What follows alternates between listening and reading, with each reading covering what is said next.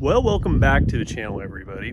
Got a special episode today. We got Daniel from Desert Truck and Tractor who came by and visited, who just left.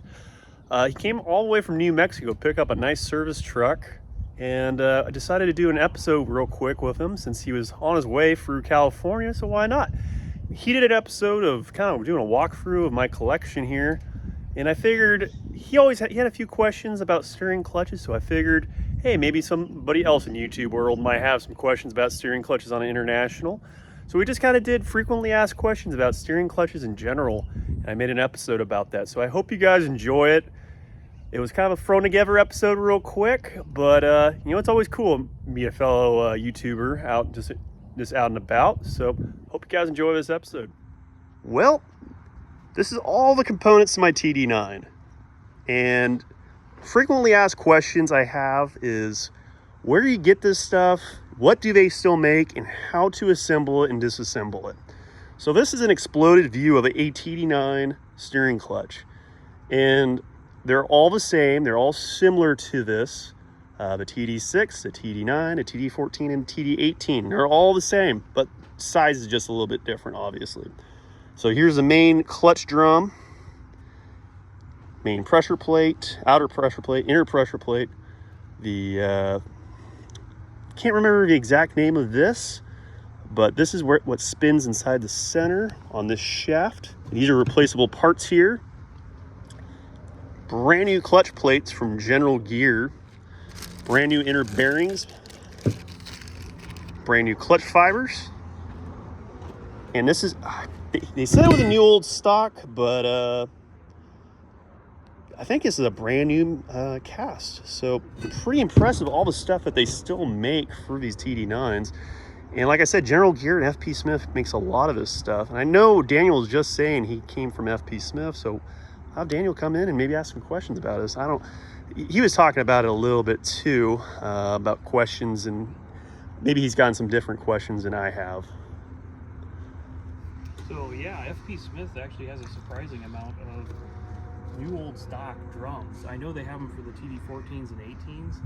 I think they have them for the 9s and 6s as well, which is amazing this many years later that you can get a large cast part like that. Oh my gosh, I know. My TD18, the one I restored over there, it was crazy. Like, it was weird. Like, it had a weird repair. It had a band that somebody had welded over the top of it. And it was obviously on the left side because you're turning left a lot with these tractors with a disc. So they do make all this stuff. It's pretty, I'll have to say it is a little pricey, but you can still get it. And sometimes you're paying for that convenience. And one of the other things that I want to mention is there's two different types of discs that General Gear sells. There's the metallic, and then there's the fiber type. Mm-hmm. The fiber type would have been close to the original type that would have been in the machine from the factory. However, they're really bad about sticking. You always hear people talk about stuck steering clutches, and it's typically the fiber ones that cause the problems. The metallic ones are a bit more expensive, and the quantity of discs changes because the thickness is different, but supposedly they don't have as much problems with sticking. That's what I've heard, and you have to throw one or two extras in there. I've heard people have problems with these. I think my TD8, these are the original fiber ones. I run them. I haven't had any issues with them. I've heard other people have had issues with them. I think my TD18 had them. They'd been sitting for a little bit, and I think they might have gotten stuck and stripped a few of the teeth off. And that was what stuck that one and didn't allow it to turn. And we also live in a much drier part of the country than a lot of the viewers like back east. Oh yeah, in the Northeast, I can imagine salt, everything probably tears them up. So you probably want to go with a little bit better ones. But as you guys can tell, there's not a lot to these. A lot of guys will say stuff like, hey, let's put diesel in the clutch compartments. And I've kind of touched on it a little bit. It never works. I don't know if you've ever had luck with that yourself. I've heard about it, never tried it. And like I saw the comments of people saying, try a rust dissolver, try this, try that.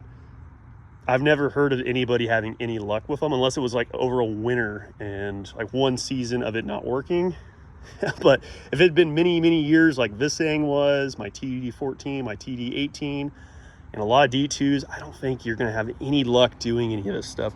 So you have to take all this stuff apart. That's the main bearing that goes right here. So what I was going to ask you is, because this is greasable, so if you guys can see, there's a grease zerk that goes on the outside of this that spins around like a pinball machine, not a pinball machine, one of those gambling machines, and you have to line it up with the hole so you can grease it. Is there a hole in the bearing that you have to line up, or does it somehow... So on the tractor itself, all these bolt holes are all tapered differently, so it only goes on one way.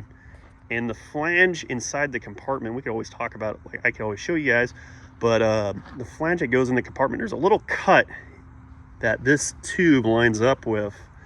And as you grease it up, if you don't put it on right, first off, it won't even go in, the bolt holes won't line up if you put it in wrong. But there's a little slot in the flange where that grease tube is supposed to line up close to it, and it packs grease in. This bearing goes like this on the other side of this, and it allows all, as you can tell, you can see the ball bearing is in here on this side. It has like a little cup, and you just pack grease in there. It's almost like a grease packer. And I've heard you can overdo it. If you grease them too much, it'll get out and get into the clutches. I've heard that. I don't know if that's true. I think that's fair. I mean, the only thing that's going to be stopping it is this one little seal right here in this bearing. So it could possibly do that. I know in the book it says every 60 hours. So probably if you were using it hard every week, probably once a week, grease, maybe like on a Monday morning, and then every Monday morning after that of use. So maybe that's what they did back in the day. And let's show somebody on this tractor where we're talking about. There's an access hole on the back of these international crawlers. Right here. This is exactly where it goes, right in here, and it's probably not lined up. It spins around like a slot machine. Mm-hmm. And you got to have somebody drive it forward 2 inches, and it'll spin half a revolution. Yep, and those are super important bearings to hit on these. Same with these outer ones on the right in front of the sprocket here. But yep, that's really all to these. That's all that's there on these clutches. Does it require a special tool to compress all this stuff? So if you're gonna have it in disassembled like this, Monster of a spring in there. yeah, definitely, it's under a lot of tension. So when you're putting one of these together in this stage like this, you're definitely gonna want to press in some sort of pipe to compress all this down. And like I said, I'll make a video of me doing all this.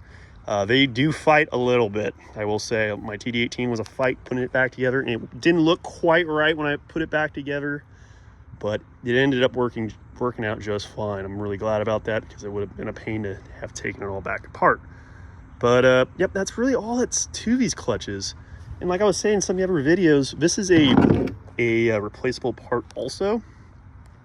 You know, when you take your tractor apart, sometimes these are wore out completely, like they're just shot. Is this something that General Gear sells? Yeah, General Gear and FP Smith sell them. So if you go into yours, any one of yours, there's that's, like I said, it's a wear part for sure. And you guys might recognize this. This is the TD9 I've been working on here. And you guys, these are flanges I'm talking about, and this is where the grease goes into them. And these things are so dirty, but you can see right about where my finger is, there's a little cut.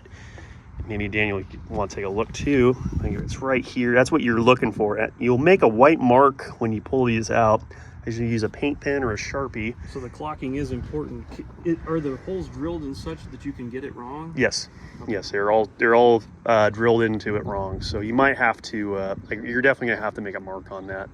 And I still have the brake bands in there. Obviously, you guys can all tell this thing needs to get pulled apart. And you can see the problem right down in there. Still got moisture in there. And we were worn down to the rivets on that one. Yeah, they definitely got their money's worth out of this tractor. But so, how are these retained down in there? Do they pull straight out once you get to a certain point? So, or is there something holding them in? So the internationals are all a little bit different, but these have a little retainer underneath. There's a little clip that there's a nut, and let me think right now. There's a clip. There's a different clip that holds the nut up in there, and then there's a little. It looks like this pin right here. It has a Phillips that you spin out, so it makes it.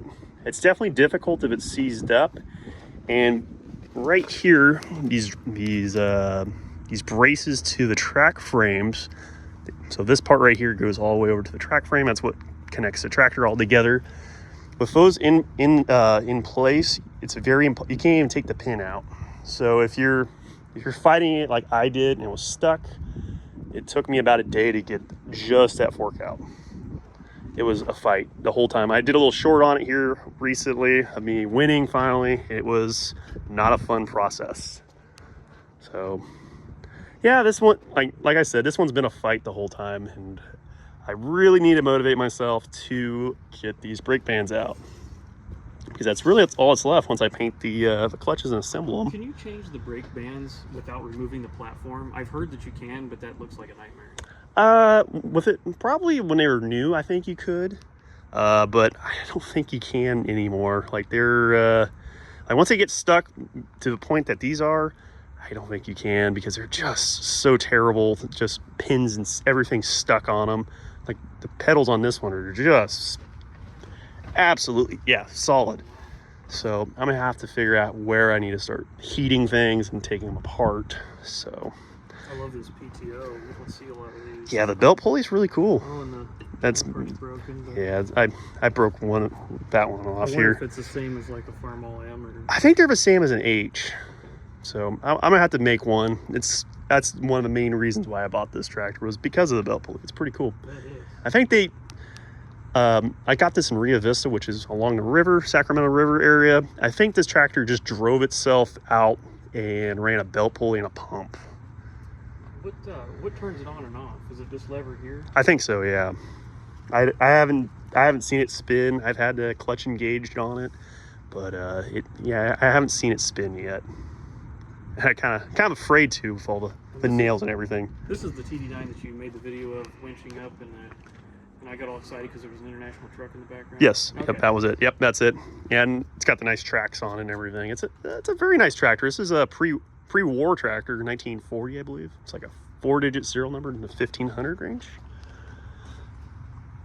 Yeah, 1500 range. And it's got the original silver paint on the grill too. It's pretty cool. It's a very cool TD9. Got the original emblem and everything on it, headlights. Pretty cool looking crawler. They don't reproduce this big. No, they don't. You can't really adapt any of the other ones over either. Well, I hope you guys enjoyed this episode. Daniel's a cool guy. He got a cool channel. I hope you guys check it out, Desert Truck and Tractor. I'll put the link in the description on this video. Like me, he likes the internationals as well. And he had some questions about the steering clutches, like a lot of you guys do. They are a little bit of a challenge. You do need some heavy equipment to be able to take them out, put them in. They're a lot of work. That's probably one of the biggest hurdles you'll have on one of these internationals is the steering clutches. But don't be afraid of them. You know, they're just nuts and bolts like anything. So I hope some of these videos help you out. I'm going to be releasing some more videos on the TD9. I've been struggling with it. It's been a big job. I don't know if any of you guys follow International Harvester Crawlers on Facebook. I post quite often on there of what I'm working on, what I'm doing. And even I look for advice, because sometimes I'm scratching my head like, how is this going together? How else, like, has anybody else struggled this much with one of these? But yeah, I'm gonna be making some more videos on that. Tomorrow, I'm gonna be going out and picking up a few of the pieces I purchased from the Bright auction. Like, I need more projects around here, as you guys can tell. But yeah, I hope you guys keep enjoying the content. You know, if you guys got any more questions on anything, you can always email me too. Between me and some of the other guys I know, and you know, even the other channels of guys that are around, we've done quite a few of these steering clutches. So if you guys need any help with them, let us know. So as always, I hope you guys enjoyed this episode. Thank you.